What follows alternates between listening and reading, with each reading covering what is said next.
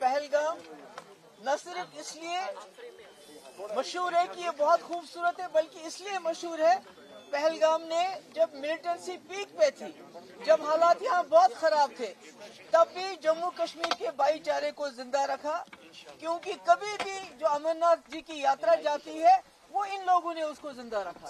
अभी इस वक्त तकरीबन सैकड़ों की तादाद में लोग पूरे कश्मीर में बंद है, जिसमें पहलगाम में तकरीबन 100 के करीब लोग जो बंद है। तो ये मुझे लगता है कि ये ठीक नहीं है। और अगर टूरिस्ट यहाँ आ रहा है इस वक्त, वो पहलगाम आता है तो यहाँ पहलगाम सारा बंद है, चंदनवाड़ी बंद है, आड़ू बंद है, बाकी जगह बंद है। तो जब हमारा टूरिस्ट इस वक्त इतनी बहादुरी से मुल्क के से यहाँ आता है, वो कलेजा अपना पता नहीं किस चीज का बना के यहाँ पहुँचता है कि दिखाने के लिए कि मैं डरा नहीं हूँ, तो आपने उसका सब कुछ यहाँ बंद कर दिया है। तो फिर आप उनको वहां बताइए, फिर आप उन सीधे बोलिए हमने यहाँ कश्मीर आने नहीं देना है किसी को। जब मुफ्ती साहब ने 2002 में हुकूमत संभाली थी तो वाजपेयी जी वजीर आजम थे, तो उस वक्त चूंकि मिलिटेंसी की वजह से बहुत नुकसान हुआ था, तो घोड़े वालों के लिए वाजपेयी जी ने एक पैकेज का, फाइनेंशियल पैकेज का ऐलान किया था। आज जो घोड़े वालों का इस वक्त सीजन में इतना बड़ा नुकसान हो गया, इतनी तकलीफ है, मेरी गुजारिश है कि इनके लिए ये सोच के कि आगे अमरनाथ यात्रा आने वाली है, इन्हीं लोगों को काम करना है, इन्हीं लोगों को उनको कंधे पे उठाना है, घोड़ों पे उठाना है, पालकी में उठाना है।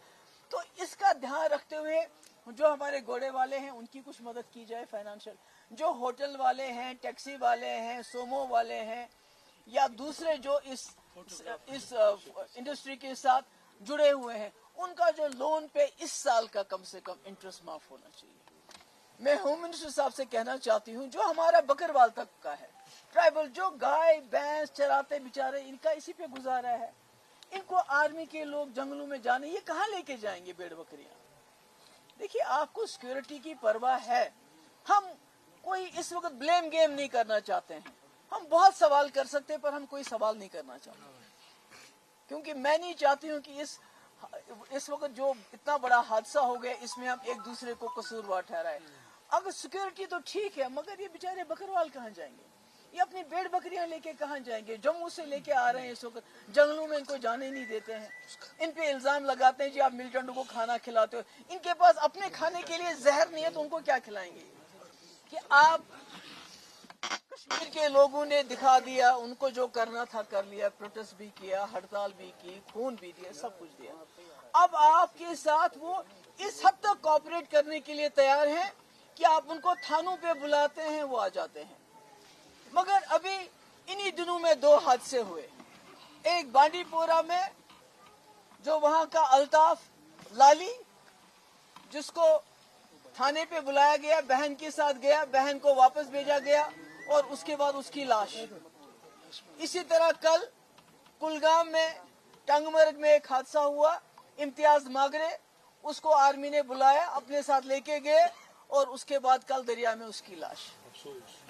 तो मुझे ये बताइए, अगर खुद कश्मीरी आपके पास आता है, आपके कैंप पे आता है, थाने में जाता है, पुलिस स्टेशन में जाता है पूछताछ के लिए कि पूछो क्या पूछना है, तो आप उसकी लाश भेज देते हो। ऐसे कैसे? जो कश्मीरी ने एक कदम बढ़ाया आपकी तरफ, आप तो उसको धक्का दे रहे हो दोबारा। हम चाहते हैं कि जो कश्मीरियों ने इस बार पूरा दहशतगर्दी के खिलाफ एक कदम उठाया और मुल्क के साथ जुड़े हैं, आप भी खुदा के लिए इसको एक मौका समझ के इसका फायदा उठाइए। अगर वो एक कदम बढ़ते हैं, आप 2 कदम बढ़ाइए। ये पकड़ दकड़, ये लाशें दरिया से एनकाउंटर के नाम पे लाशें कश्मीरियों को देना बंद कर दीजिए। और मेरी ये भी डिमांड है लेफ्टिनेंट गवर्नर साहब से, जो बांडीपोरा में हादसा हुआ, बहुत गरीब है, उनके घर में खाने के लाले, बेचारा मिलिटेंट नहीं था, आप किसी को भी OGWO का नाम देके उसको कत्ल करोगे क्या?